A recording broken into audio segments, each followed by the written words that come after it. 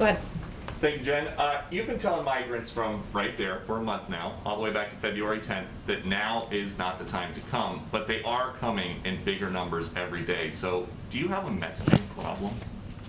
Well, I would say that in the last administration, we had a morality problem, and children were being pulled from the arms of their parents, and kids were being sent back on a treacherous journey. And that's not the approach of this administration. So certainly we understand that means there will be more kids who are crossing the border. We made a policy decision that that was the right, humane step to take. But I think it's also important for people to understand that the vast majority of people who come to our border are turned away, are sent back to their countries. What we're talking about here are unaccompanied children, and what our focus is on is ensuring that there are safe places for these kids to go that have access, where they have access to educational resources, health and medical attention, legal assistance as needed, and that we can expedite the vetting so that they can get to families and sponsors where they can have their cases adjudicated. But since the last administration is gone, tomorrow is 50 days of Biden. There are migrants showing up wearing T-shirts that say, "Biden, please let us in." And candidate Biden is the one who said, "I would end this notion for the first time in history that people seeking asylum have to be in squalor on the other side of the river." Why doesn't he come out and just say, now is not the time?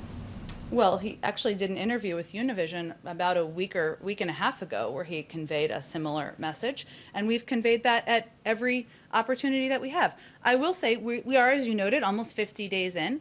We are digging ourselves out of a broken and dismantled system. Roberta Master-Jacobson referenced this in her opening as well. When it comes to engagement with countries addressing the root causes, we couldn't start doing that until January 20th.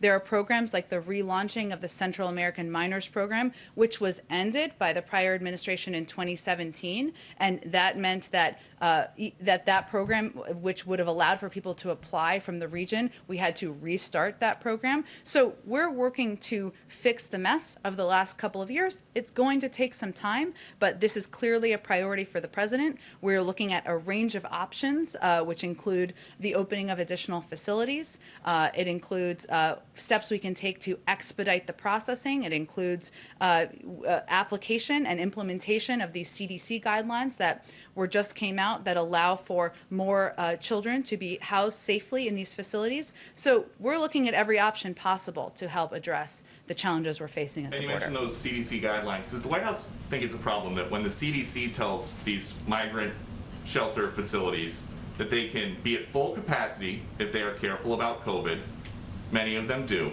but when the CDC tells schools that they can open in person at full capacity, many of them don't? Is there a school in particular that you have as an example that didn't do that? Are most schools in this country at full capacity with in-person learning? Is there a specific school, though, that is not following the CDC guidelines of implementing the mitigation steps so they can reopen? I mean, the CDC is saying schools, you can be every school can be at full capacity. What the CDC guidelines, just to be clear, because I think this is very important to be very clear and specific on, they gave 8 mitigation steps that schools can take to safely reopen. A number of schools have actually recently reopened. Schools in Washington, D.C., some have, schools in many districts across the country.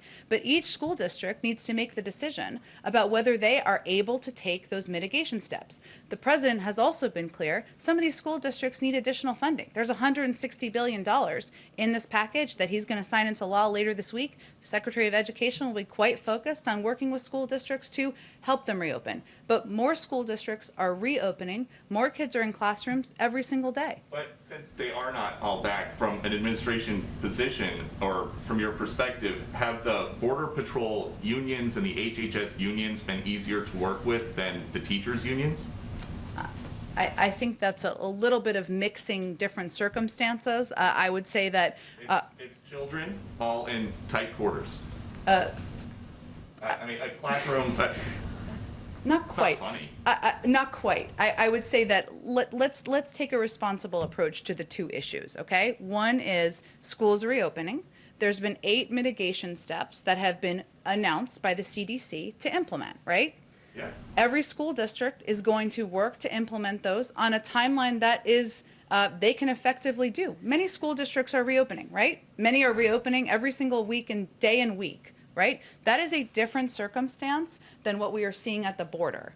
And the HHS oversees these facilities, right? They're working on ensuring we can have more kids safely. They are working to implement CDC guidelines, but they are different circumstances. And certainly we're working with the school districts, and we're also working with HHS to open these facilities, or to ensure that kids are treated with safety and care in these facilities.